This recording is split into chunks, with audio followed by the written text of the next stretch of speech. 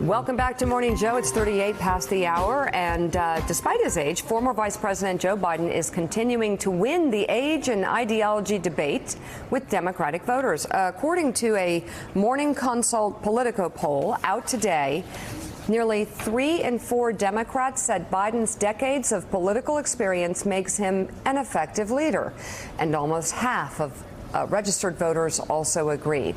Meanwhile, 6 in 10 Democrats said that Biden would keep the Democratic Party from moving too far to the left. We should note that this poll was taken after former Nevada Assemblywoman Lucy Flores accused the former vice president of making her uncomfortable for unwanted behavior. Joining us now, the longest-serving senior advisor to President Barack Obama, Valerie Jarrett. She's the author of a new book, Finding My Voice, My Journey to the West Wing and the Path Forward. And we did an event last night at the Stryker Center. We had so much fun, didn't we? Oh my God, the audience, it was a huge audience. Great crowd, good questions, terrific moderator. Oh, well, of course. Did a Facebook Live. People were asking so many questions. They loved you. They loved the book. And the concept of finding your voice is something that I think a lot of women can relate to. So let's dive into that. But first, since we're talking 2020, let's get your thoughts on what's going on. First of all, Joe Biden, is he an honorable man from your experience, your personal experience? Very honorable man, and I think he had it just right over the weekend when he said that, look, we're in a new day and we need to listen to women's voices. But I worked with him for 8 years. We have an enormous amount of respect for him. I don't know a vice president with a closer relationship with the president of the United States. And he gave wise counsel. And you talked about his track record. That's part of why President Obama selected him as his running mate not once but twice, was because he brought an incredible track record of experience and expertise to the table. So you actually, this is a presidency that had a lot of focus on women, on promoting women, and bringing them up to leveling the playing field. The White House Council on Women and Girls, of course, created by Barack Obama, head by you. Yes. And was Vice President Biden in any way an impediment to women getting ahead and equality in the workplace? Well, as you know, Mika, he was a big proponent of women. He was the author of the Violence Against Women Act. He was our leader as we tried to combat sexual assault on college campuses, an epidemic, I might add. 1 in 5 women are assaulted while on campus, and instrumental in all the work we did. Every summit that the White House Council on Women and Girls had, he was front and center. Yeah. Did you find him generally respectful of women around the White House and in the administration? Absolutely.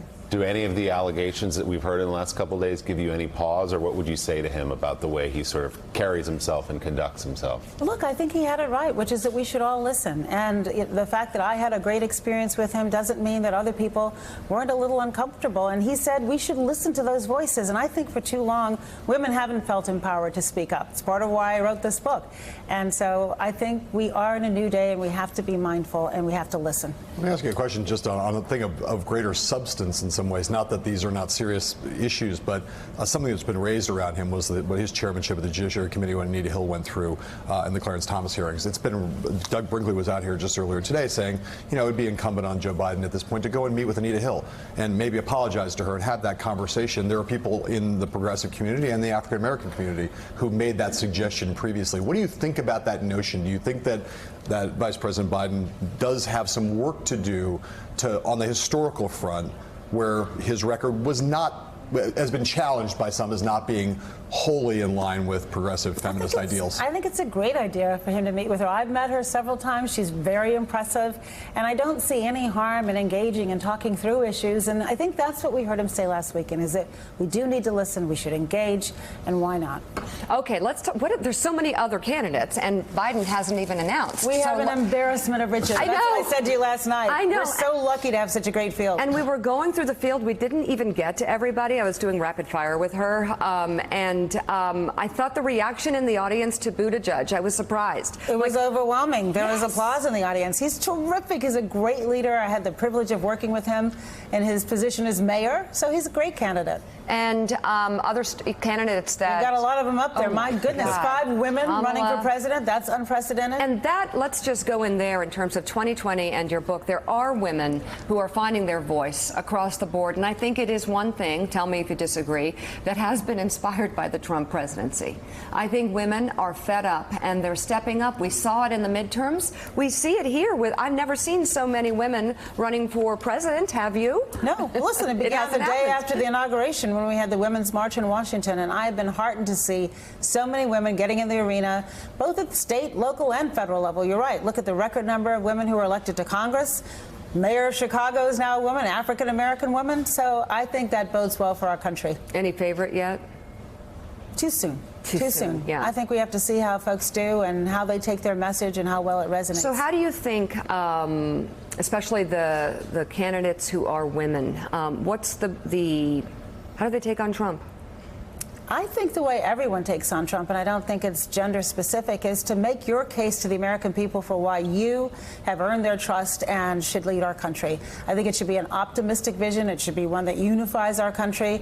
I think one of the advantages of the Democratic Party is we have a big tent. We got a lot of room for everybody in there. And I think that's the message that will resonate. Who right now within the Democratic field do you think is putting out the most interesting policy ideas? I'm not prepared to say that yet because it's too soon. Look, I was looking at the statistics. Like Barack Obama was trailing Hillary Clinton by like 20 points at this stage in his race in 2007. So, and not everyone is in the field yet, although there's obviously a lot of folks who are. So I think let's wait and see. We haven't had even our first debate yet. Do you think it's important, Valerie? A lot of people, as they look at Joe Biden or other male candidates, say, well, they have to pick a female running mate.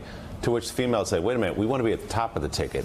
How important do you think it is, or do you think it's important that a woman be the nominee and be the next president of the United States? I'm not prepared to say right now it has to be a woman. I want whoever wins to be somebody who cares about gender equity and who's prepared to fight for women. And I think so far every candidate that's in the field has made that an important part of their agenda.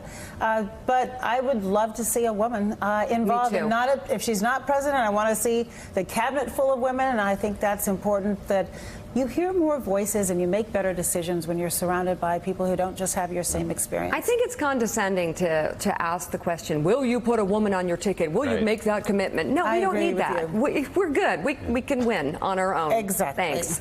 But thanks anyway. Appreciate the lift up. So a history was made in Chicago last night. It sure was. It sure was. Lori Lightfoot, first African-American woman, openly gay, has been elected by the citizens of Chicago, and I wish her just the very best. Yeah, big time. All right, so we've got to talk about the book. We're going to do a whole block on it here on Morning Joe. We have much more with Valerie Jarrett ahead. And as we go to break, a look at some of the events we'll be watching today. The House Judiciary Committee is set to take the first steps toward issuing subpoenas in a bid to gain access to Robert Mueller's full Russia report. Members are set to meet to mark up a resolution on the matter, with a vote to authorize the subpoenas also expected.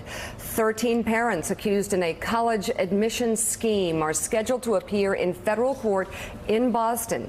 Actresses Lori Loughlin and Felicity Huffman are among those facing the judge who will set the conditions of their release. We'll be watching that one. And celebrations of the 70th anniversary of NATO continue today. Both Vice President Pence and Secretary of State Mike Pompeo will deliver remarks at events honoring the alliance. We'll be watching that as well. Keep it right here on Morning Joe. We'll be right back with Valerie Jarrett.